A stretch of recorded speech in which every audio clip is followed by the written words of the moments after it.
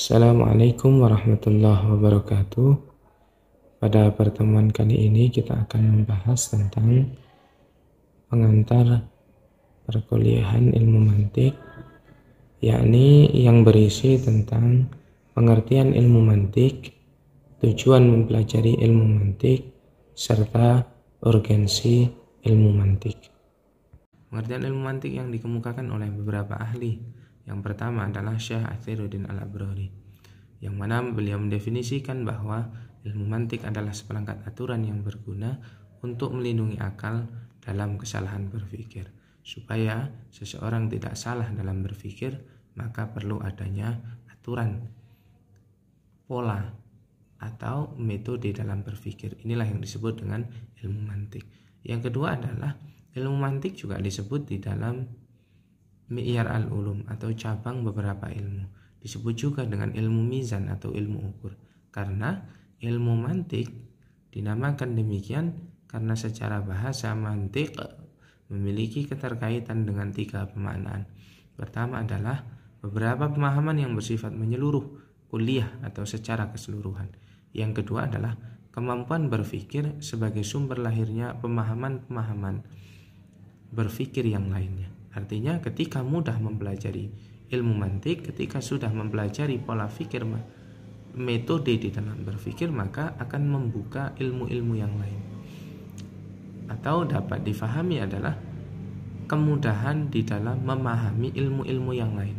Yang ketiga adalah penyampaian pengucapan atas beberapa penyampaian tersebut. Artinya penyampaian pengucapan dari ilmu-ilmu yang dipelajarinya akan menjadi mudah dengan metode berpikir yang benar. Yang selanjutnya adalah di dalam buku ilmu mantik yang dikarang oleh Muhammad Rai Purwanto mendefinisikan mantik atau logika merupakan kaidah berpikir yang dirintis pertama kali oleh Aristoteles dan mulai berkembang di dunia Islam pada masa Bani Umayyah. Adalah ilmu mantik atau logika mempunyai banyak istilah. Di antaranya Al-Farabi dalam kitabnya Al-Awsat Al-Kabir dengan menyebutnya Al-Mi'yar Al-Akal atau pengukur akal. Ibnu Sina menyebutnya Al-Ilm Al-Ali atau ilmu alat. Al-Ghazali menyebutnya dengan Mi'yar Al-Ilm atau pengukur ilmu. Syahrawardi dalam kitabnya Hikmah Al-Isyraq menyebutnya dengan istilah kaidah berfikir atau dawabit al-fikr. As-Sirazi dalam kitabnya Al-Lama'at Al-Masyrikiyah menyebutnya dengan istilah ilmu timbangan, al-mizan, ilmu ukur, al-qistas, dan alat penemuan al-idraki. Itu beberapa istilah daripada ilmu mantik yang dikemukakan oleh para ulama. Kemudian pengertian selanjutnya yang dikemukakan oleh Khairuddin Abdul Khalik dan O'om Mukarramah M.Hum dalam bukunya yang berjudul Ilmu Mantik mengemukakan bahwa mantik berasal dari bahasa Arab, memiliki akar kata nataqa artinya berpikir, natiqun bermakna orang yang berpikir, mantukun yang dipikirkan, mantikun alat berpikir. Mantik disebut pula dengan logika, berasal dari sifat logik bahasa Yunani yang berhubungan dengan kata benda logos, yang artinya pikiran atau kata sebagai pernyataan dari pikiran itu. Hal ini menunjukkan adanya hubungan yang erat antara pikiran dan kata yang merupakan pernyataan dalam bahasa. Jadi menurut etimologi, logika adalah ilmu yang mempelajari pikiran yang dinyatakan dalam bahasa, dan berpikir itu sendiri adalah suatu kegiatan jiwa untuk mencapai pengetahuan. Jadi suatu keniscayaan seharusnya memang ilmu mantik ini menjadi sesuatu yang sangat penting untuk dipelajari, apalagi sebagai manusia yang memang diberikan kemampuan akal yang menjadi kelebihan dibandingkan dengan makhluk-makhluk yang lainnya, sehingga pola berpikir atau metode dalam berpikir haruslah digunakan secara baik dan benar, dan metode berpikir ini harus dipelajari supaya penyampaian dari hasil pemahaman atau hasil ilmu pengetahuan yang dipelajarinya akan disampaikan secara mudah, difahami secara baik dan benar sesuai dengan kaidah metode berpikir yang baik. Kemudian ilmu yang memberikan aturan berpikir valid, artinya ilmu yang memberikan prinsip-prinsip yang harus diikuti supaya dapat berpikir menurut aturan yang sah. Berpikir valid artinya berpikir menurut aturan yang sah. Ini menurut Partab Singh Mehra dan Jazir Burhan. Kemudian kesimpulannya apa? Dari beberapa definisi di atas, bahwa ilmu mantik ialah suatu disiplin ilmu yang berisikan atau yang membahas mengenai aturan, undang-undang, alur prinsip berpikir, metode berpikir, atau logika berpikir yang baik dan benar supaya terhindar dari kesalahan di dalam berpikir. Ilmu mantik juga disebut ilmu yang merupakan suatu cabang filsafat yang mempelajari asas-asas dan aturan-aturan penalaran supaya orang dapat memperoleh kesimpulan yang benar. Jelas, logika memuat asas dan aturan yang membantu orang untuk berpikir secara benar.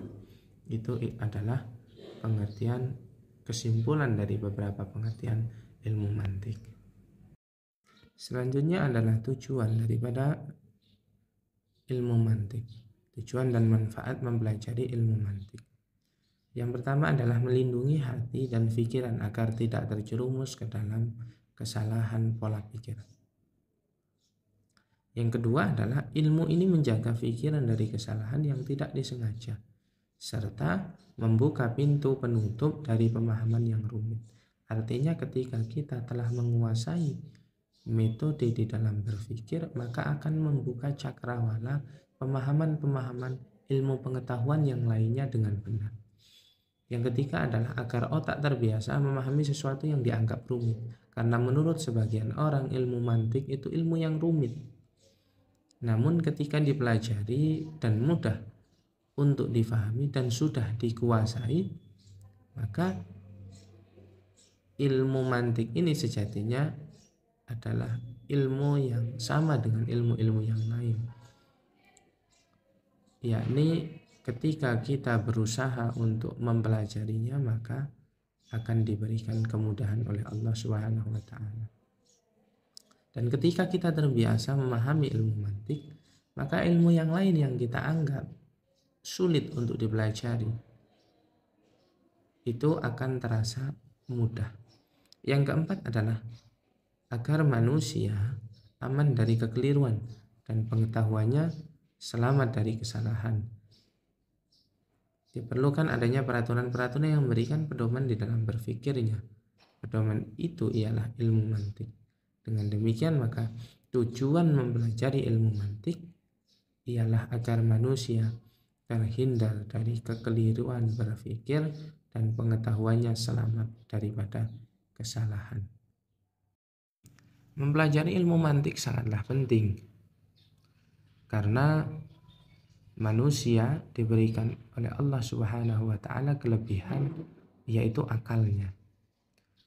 Dan dari akal itu kemudian didorong untuk berpikir dan menggunakan pikirannya itu selama hidupnya. Artinya mengedepankan akal. Baik anak kecil maupun orang dewasa sesuai dengan kemampuan akalnya. Hanya saja tidak semuanya itu benar, tidak semuanya berpikir dengan baik dan benar, pemahamannya selamat. Oleh karenanya, untuk menghindari kekeliruan antara pemahaman yang seharusnya benar tapi malah salah, pemahaman yang seharusnya salah tapi dianggap benar, maka mempelajari ilmu mantik itu menjadi suatu keharusan. Ketika kita memahami suatu ilmu, barangkali ilmu itu kita sudah pahami dengan benar, akan tapi dengan logika berpikir yang salah, maka akan menghasilkan pola pikir penyampaian yang juga salah. Oleh karenanya ilmu mantik ini sangatlah penting bagi kita sebagai manusia. Demikian yang dapat saya sampaikan sebagai pengantar perkuliahan ilmu mantik. Wassalamualaikum warahmatullahi wabarakatuh.